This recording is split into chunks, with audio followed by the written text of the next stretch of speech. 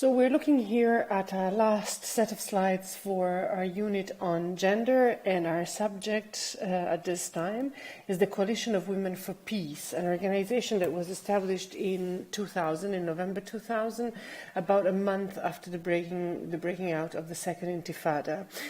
If you look on the website, if you go on their website and you look at the section about the Coalition of Women for Peace, our history, you will find basically what I'm about to tell you. This was a meeting of women that met at the Heinrich Böll Foundation in Tel Aviv, and these were women who were looking for ways to express their protest against the violence used by the Israeli occupation in the territories, in the occupied territories, and basically these women were feminist peace activists who were active in various anti-occupation movements since the first Intifada. And these were mainly Jewish women from the feminist left groups. There were women from older or as the website says, veteran groups like Women in Black that we've seen a couple of slides ago, or an even older one, an older movement which was called Tandi, the Movement of Democratic Women in Israel, a branch of the Women International League for Peace, or the Peace and Freedom, or other, for example, the Mothers for Peace organizations that we've hinted at when we were talking about the Lebanon War in 1982 in Unit 2. There were also women from New Profile, the organization of the anti-militaristic organizations that we've seen in Unit 2, and Maxim Watch, Checkpoint Watch, the organization that we've seen a couple of slides ago. The Coalition of Women for Peace is certainly a feminist organization and has a number of campaigns ongoing as I'm recording, as I'm speaking. And I think that one of the important and notable campaigns that should be mentioned is a campaign against any anti-democratic legislation, and in particular the so-called Anti-Boycott Law. The boycott law was actually a law that imposes severe penalties on people who call consumer boycott on settlement products or companies that profit from the occupation. And it forbids such expressions of protest, such as, for example, the actors' refusal to perform in the settlement of Ariel, or the professors who state they will not cooperate with colleges in the settlement. And you have here the picture of an activist protesting against the beauty line, the beauty company Ahava, which in Hebrew means love, and the protest card says there is no love in occupation, because most of the product that she's wearing, as these are beauty products from the Dead Sea, are then worked in a plant in the occupied territories. So this is a form of activism that speaks for freedom of speech in the first place, and it's also a way to expose those who benefit and who profit from the occupation, and we'll see more about this in a minute. Another campaign was a campaign that started in 2006 to end the siege of Gaza. In a way, Gaza has been isolated since 2006, actually, politically, geographically, economically, and social. And in a way, this association claims the various military operations, very violent military operations that Israel has conducted in Gaza from 2007 and then 2008 were possible because Gaza has been gradually, progressively more and more isolated. So the campaign against the siege in Gaza was launched in 2006, and the idea was to put on the public agenda the existence of this blockade and the social consequences on the people living in Gaza. Various organizations throughout the years have joined and participated in this campaign, including parties and various movements throughout Israel, and also various NGOs of Palestinians.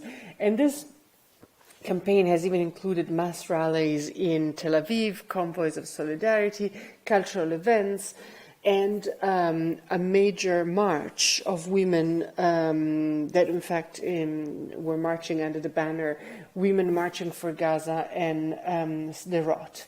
So this is another very important campaign. And a third one, which is also extremely interesting and a very smart way to expose the occupation and the way it works, is a website or a study group that then became an independent organization entitled or called Who Profits from the Occupation. And this is the website, www.whoprofits.org. And this was established in 2007, and then it was established to investigate economic involvement in the occupation and to expose Israeli and multinational companies and the corporations and in the ways in which they profited from the occupation, and at the same time how this business helped reinforcing the structural the structural ethnic divisions inside in the relationship between occupier and occupied. We're talking here about walls, machinery, roads, checkpoints, supply equipment, tools, and I really encourage you to go and browse the website Who Profits, because it's really a very interesting eye-opener.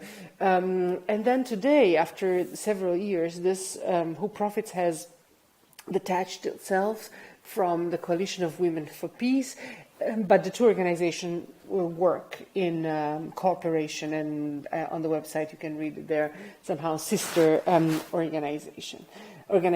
Finally, and very interestingly, there is another branch of the Coalition of Women for Peace called FORA, and this is an organization of Russian-speaking activists that used to be part of the Coalition of Women for Peace, and this promotes or tries to promote social and political change within the Russian-speaking public in Israel.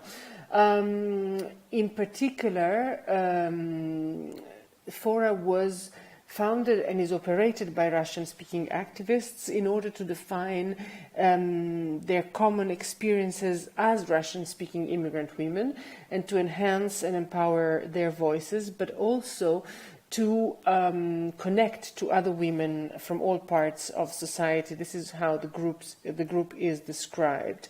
In general, I think it's important to mention that this group works on demilitarization or anti-militarism, if you want, considering Israel's society especially particularly militaristic or more militaristic than other societies, if you like. So in this respect, this Russian-speaking activists, saw themselves as a voice that could bring anti-militaristic or amilitaristic sustainable alternatives to armed solutions and militaristic thinking. So in a way, this group also promotes a civil alternative, a civil thinking, which is perceived to be fundamental for the creation of an egalitarian society which could be shared by all inhabitants of the region. So basically, to sum up, Coalition of Women for Peace supports, empowers and assists human rights activists and organizations, particularly women's and youth groups. There are workshops, seminars, media outreach, planning and organization of public campaigns, internet campaigning, legal counseling for activists. There are also new and creative social justice initiatives, fundraising assistance. The idea is to create solidarity networks and expanding partnerships so that women's voice could be heard more and more. There is an activity center that was opened in 2010, which is available for use by activists and groups and hosts a wide range of meetings and activities. And of course, there are lectures and courses for the general public, and clearly issues such as feminism, gender, social activism, culture and politics, international law. These are all topics that are very often addressed in these center. And of course, there is a local dimension, but also an international dimension. And this is the joining of the Coalition of Women for Peace into international campaigns for peace and justice in cooperation with other movements around the world. So I certainly encourage you to look through the website and to download as well the publications about feminism and nonviolence, feminism and activism, and so on, that are available for download on the website. And I hope you enjoyed this quite long unit on gender and nonviolence and peace building. And I shall see you next week with religion and peace building for some interesting perspectives. Thank you very much. Goodbye.